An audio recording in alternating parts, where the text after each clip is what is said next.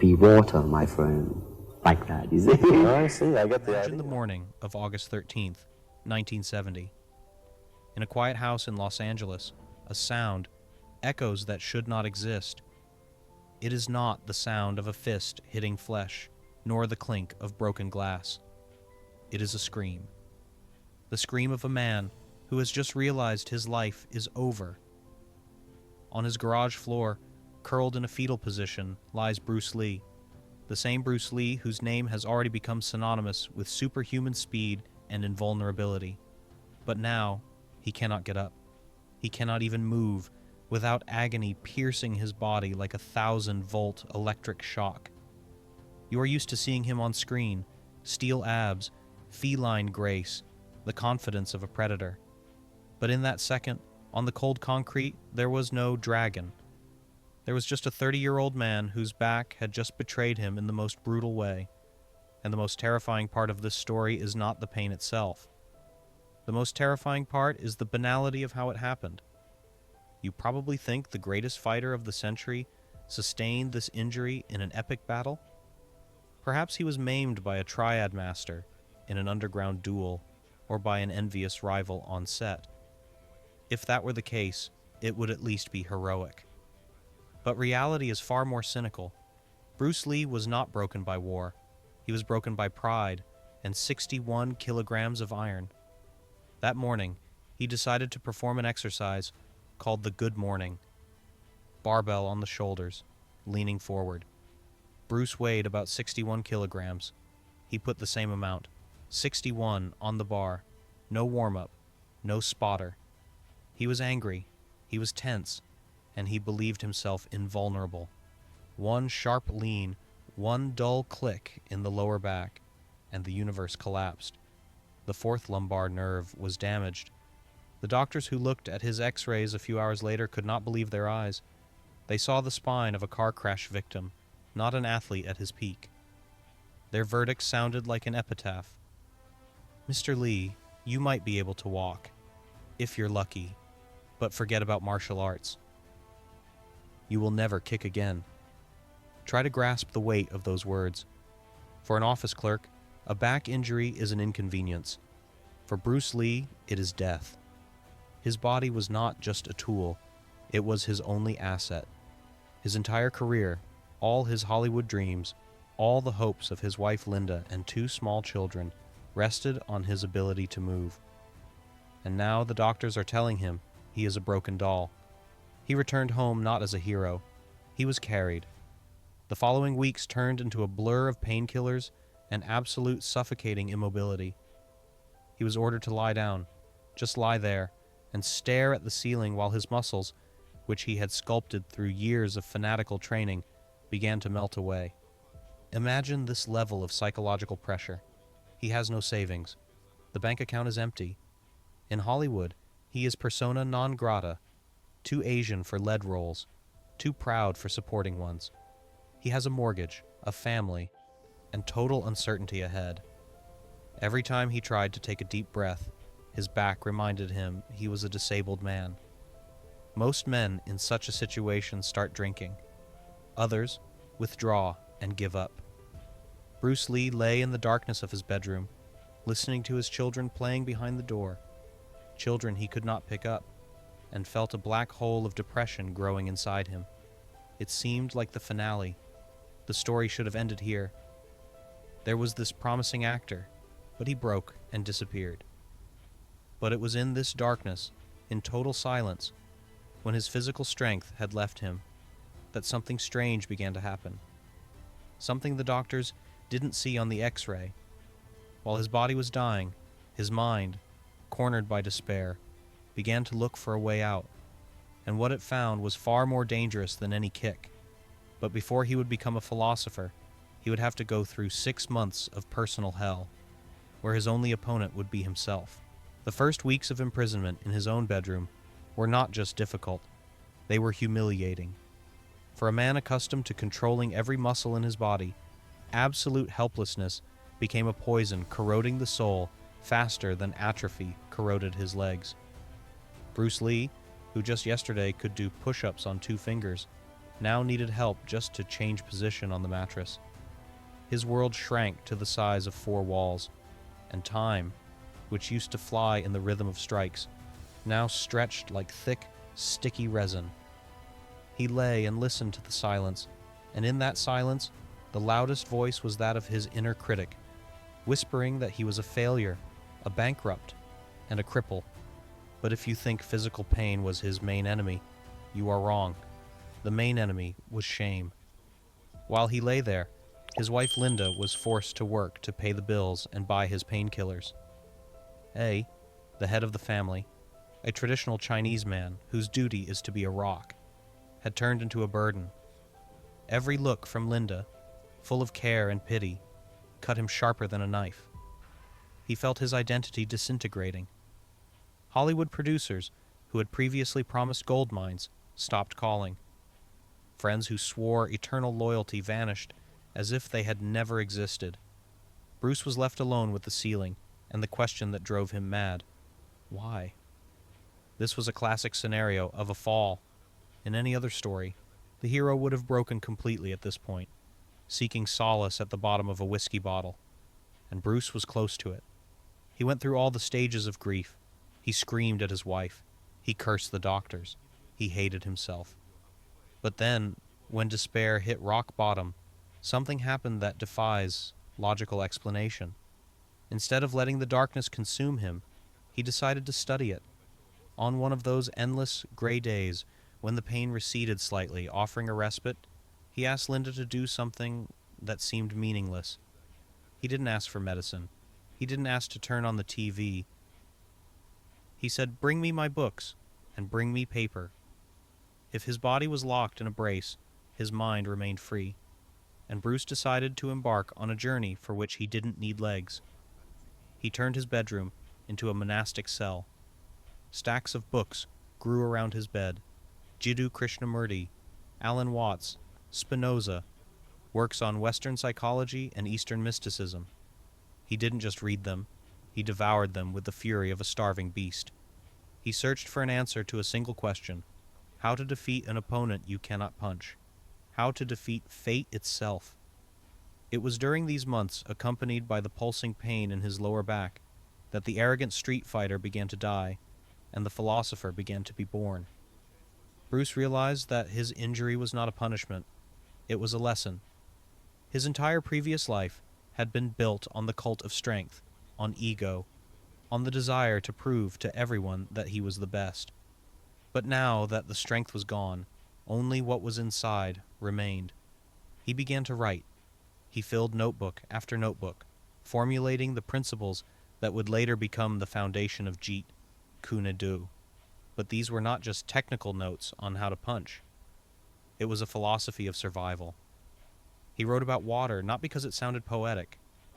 He wrote about water because water does not break. He realized that his rigidity, his stubbornness, his desire to ram his head through a wall had led him to this injury. To survive, he needed to become soft, adaptive, fluid. Pain became his Zen teacher. It pointed out his limitations, and instead of fighting it, he began to learn to flow through it. However, this was not an instant enlightenment under a Bodhi tree. It was dirty, agonizing work on himself. There were days when he threw books at the wall in frustration. There were nights when he cried in pain. But every morning he picked up the pen again. He began to reprogram his brain. He realized that if the doctors said he couldn't walk, then the doctors were wrong, because they were treating the body, and he was going to treat the spirit. He began to visualize his recovery with manic precision, imagining nerve endings, fusing, chi energy flowing through his spine. He was building a mental fortress that doubt could not penetrate. But for this magic to work, he needed a plan. Not just a dream of recovery, but a concrete, insane, audacious plan that would force the universe to submit.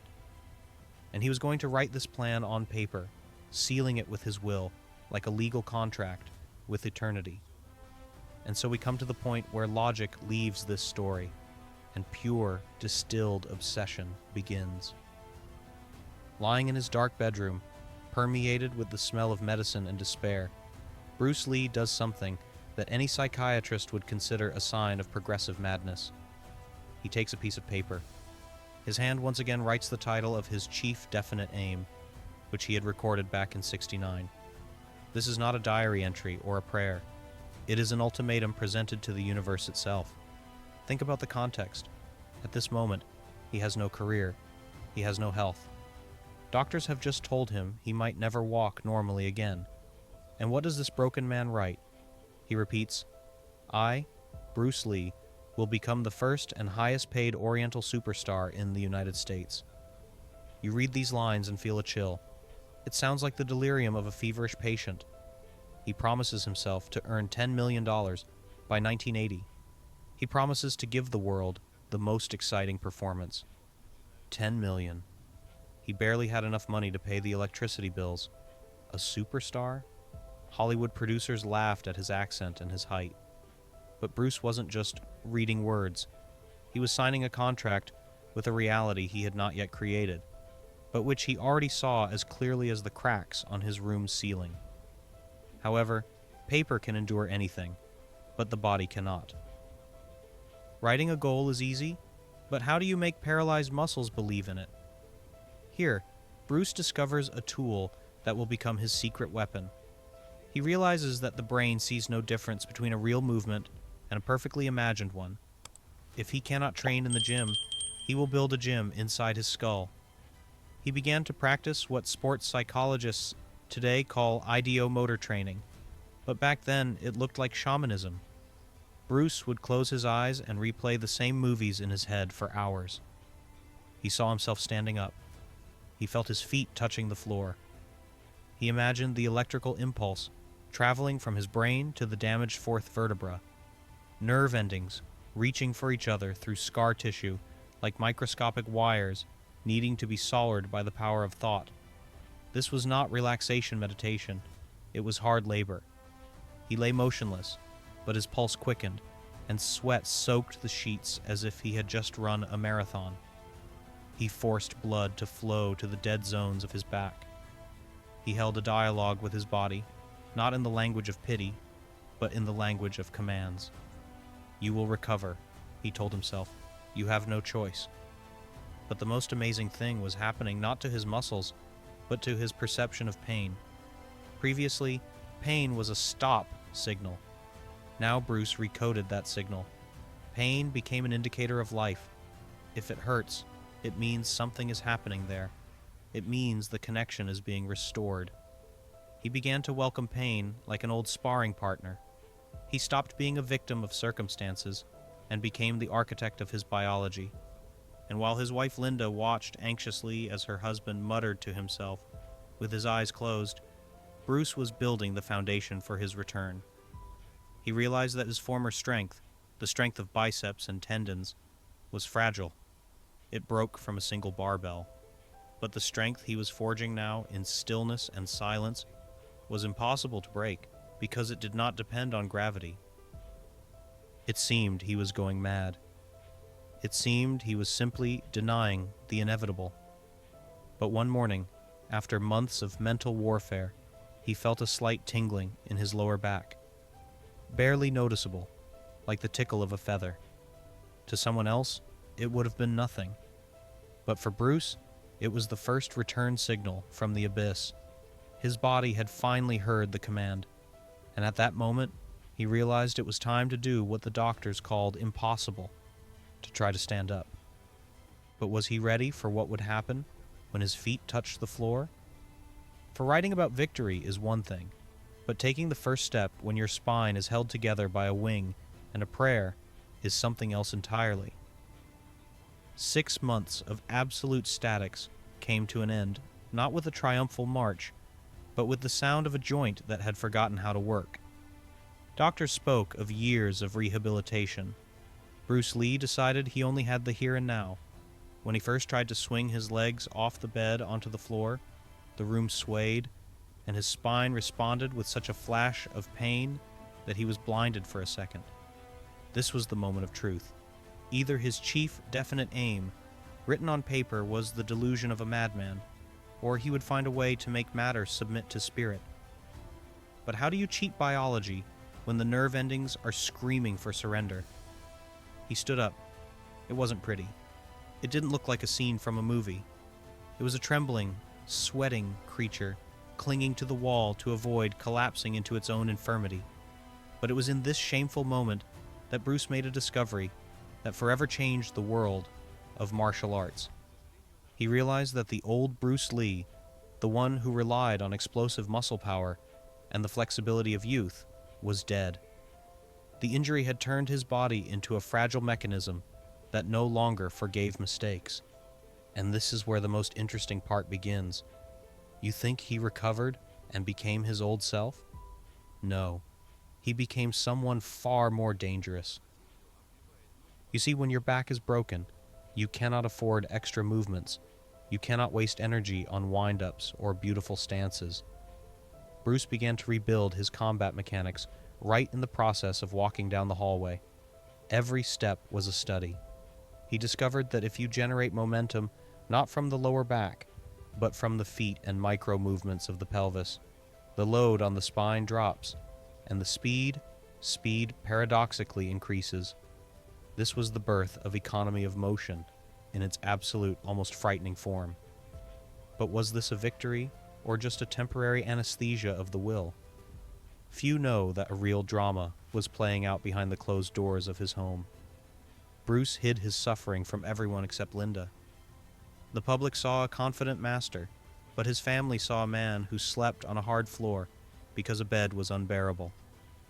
He began experimenting with electrical muscle stimulation, a technology that in the 70s looked like torture from the dungeons of secret services. He hooked himself up to electrodes, forcing his muscles to contract under electric shocks while he lay there, unable to train physically. But did this not turn him into a biological machine devoid of humanity? Friends and colleagues began to notice the changes. His gaze became colder, and his criticism of traditional styles even more toxic. If before he simply argued with masters, now he despised them. Why? Because he had gone through a hell they couldn't even dream of and survived by abandoning everything sacred. He saw in their kata and forms not just uselessness, but a betrayal of human potential. But the more he distanced himself from tradition, the stronger the wall of alienation grew between him and the martial arts community. He was considered a madman, pumping himself with electricity and chemistry to cheat nature. But the real shock awaited him. When he tried to deliver his famous kick for the first time after the injury, he realized his range of motion had decreased. He was no longer that plastic youth from Hong Kong. It seemed like the end of his Hollywood dream. How to play a superhero if you can't lift your leg above your head without the risk of ending up in a wheelchair again. But it was this crisis that led him to his final breakthrough. He didn't try to regain his old flexibility. He decided to emphasize what remained, his hands. It was during this period that his jab became faster than a bullet, and the 1-inch punch turned into a lethal weapon. You ask, was it worth it? He restored his body, but the price was enormous. His nervous system was exhausted by the constant struggle with pain and self-torment. Bruce Lee created a philosopher, but this philosopher lived in a body that constantly reminded him of its mortality. And here we come to the darkest question. Was his early death at 32 a direct consequence of those 6 months when he forced his body to work to the point of exhaustion, ignoring the cries of his own spine? The answer to this question is hidden in the final pages of his diaries, where the triumph of will begins to suspiciously resemble a suicide note. But before we look at his finale, we need to understand, what final truth did he find where ordinary people find only despair? Bruce Lee got out of that bed a different man, but was this man happier than the guy who once walked into the garage and lifted that ill-fated barbell? We often look at his return as a Hollywood-scale triumph, where the hero overcomes pain and emerges victorious to triumphant music. But if we cast aside the myths, a much more complex and darker picture emerges. Those 6 months in hell didn't just heal his back. They burned away everything unnecessary, leaving only a cold, calculating will. But was this will a salvation, or did it become his personal curse? You see him in The Big Boss and Fist of Fury. His movements seem divine, his speed supernatural. But behind every frame lies a secret he carefully guarded. When the camera turned off, Bruce Lee often couldn't walk to a chair on his own. His back continued to pulse with pain until his very last breath in '73. But why did he hide it? The answer is simple and cynical at the same time. He could no longer afford to be weak, even in his own eyes. He became a hostage to the very philosophy he forged in immobility. If you proclaimed that the spirit is stronger than matter, you have no right to complain about matter when it falls apart. And here we face the main paradox of his life. We admire how he recovered in defiance of medicine, but we rarely ask, did this recovery kill him? Trying to prove he had overcome the injury, Bruce Lee began to exploit his nervous system with frantic cruelty. He used electrical stimulation. He went on diets that resembled chemical experiments. He trained as if there were no tomorrow. The injury turned him into a philosopher, but this philosopher lived in a body he himself had turned into a testing ground for wear and tear. His chief definite aim was fulfilled almost literally. He became the highest paid star in Asia. He earned those very millions. He achieved the world fame he dreamed of while lying on a mattress in his bedroom. But did it bring him redemption? When you reread his diaries from that period, you don't find joy there. You find an endless search, an almost manic desire to jump over his own head. 6 months of silence taught him to think, but they also deprived him of the ability to rest. He could no longer simply be, he had to constantly become. But what happens when the process of becoming hits a biological limit? The story of Bruce Lee is not a tale of sports, medicine, or luck. It is a deep exploration of how far the human spirit can go if cornered. It is a story of how our greatest achievements often grow from our deepest wounds. He opened his soul in the darkness of 1970 and discovered there not only the Tao, but a bottomless thirst for recognition that no box office receipts could quench. And therein lies the main lesson for each of us. For all of us, sooner or later, our own 1970 arrives, the moment when the barbell of fate proves too heavy, the moment when doctors, circumstances, or loved ones tell us, accept it, it's the end. And in that second, you have two paths. You can accept that diagnosis and let your story end with credits of failure. Or you can ask for a pen and paper. Bruce Lee showed us that, in the very center of our helplessness, a source of colossal energy is hidden. But he also warned us, this energy has a price. So what did Bruce Lee actually create during those 6 months in hell? A book? A fighting style? Or did he create something more frightening? Proof that a person can rewrite their destiny if they are ready to burn themselves for the sake of the process. We look at him and see an icon of strength. But perhaps we should look at him and see a man who was so afraid of remaining broken that he chose to become an immortal myth, even if it meant sacrificing his life. And when you next face your own insurmountable barrier, ask yourself, are you ready to write your contract with reality? And will you have the courage to read it to the very end, knowing that every line will have to be paid for in full? For in the end, what matters is not how many times you fell, but what philosophy you built while you were lying at the bottom. Bruce Lee stood up. Will you?